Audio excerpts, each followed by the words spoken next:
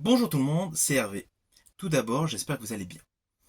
Alors aujourd'hui, je vais vous parler du dernier film réalisé par Nimrod Antal, le film Rétribution. Mais avant cela, n'oubliez pas, petit pouce vers le haut, et pour ceux qui ne l'ont pas encore fait, pensez à vous abonner. Alors le film Rétribution est un thriller réalisé donc par Nimrod Antal. Alors Nimrod Antal avait réalisé auparavant un thriller blindé mettant en vedette Matt Dillon. Le thriller claustro, on va dire, Motel, avec Kate Beckinsale. Et plus récemment, donc, Predators, la version de 2010.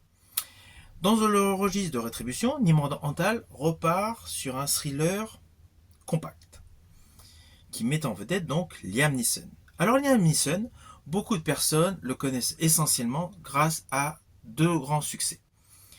Le succès principal de La liste de Schindler et évidemment la saga Taken. Ce qu'il faut savoir sur Liam Neeson, c'est que Liam Neeson, depuis le début de sa carrière, a toujours eu deux champs d'action concernant sa carrière. D'un côté, les films épiques, émotions, historiques, philosophiques, avec beaucoup de... Voilà, principalement de l'émotion. Voilà. De l'autre côté, les films d'action. Alors, beaucoup pensent essentiellement aux films d'action uniquement avec les Taken. Alors certes, il y a Taken, Non-Stop, ainsi de suite. Mais il ne faut pas oublier qu'en 86, il avait joué dans Delta Force avec Chuck Norris. Il a joué avec Patrick Swayze quelques années plus tard, dans Le flic à Chicago. En fait, toute sa carrière a été émaillée de films d'action. Parallèlement, évidemment, il y a La liste de Schindler, je pense notamment, euh, Michael Collins, Rob Roy, Excalibur, voilà. Donc c'est un acteur qui a habitué son public à le voir dans deux gros domaines différents. C'est ce qui prouve une valeur d'acteur large. Alors lorsque l'on va voir le film Rétribution, il ne faut pas penser Liam Neeson version film historique, Les Misérables, etc. Faut le voir dans le sens les Taken, Ice Road, ainsi de suite. C'est plus dans ce registre, le registre du film Popcorn. Film Popcorn où il avait très bien marché aussi auparavant, dans un ancien film réalisé par Sam Raimi. Je pense notamment au film Darkman, où il faisait un super-héros. C'est un registre beaucoup plus léger par rapport à toute sa filmographie. Revenons à notre film Rétribution. Alors voilà, le postulat de base est clair. Nous avons Liam Neeson, affairiste, père de famille, qui, malheureusement, au profit du travail, délaisse sa famille, qui doit exceptionnellement, à cause d'un rendez-vous de son épouse, emmener les enfants à l'école. Le point de départ.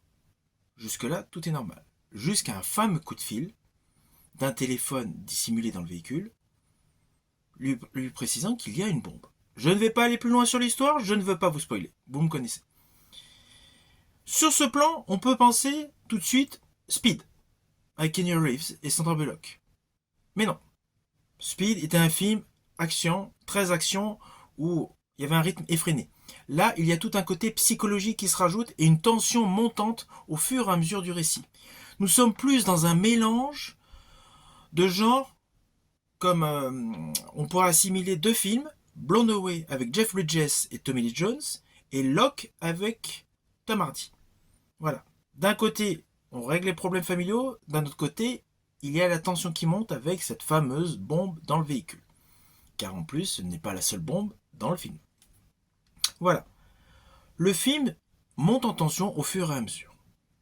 Ça permet en plus de découvrir d'autres personnages, comme le fils de Liam Neeson dans l'histoire, Jack Champion, que vous avez pu voir récemment dans Avengers Endgames, dans Scream 6 et bien évidemment dans Avatar 2, La Voix de l'eau.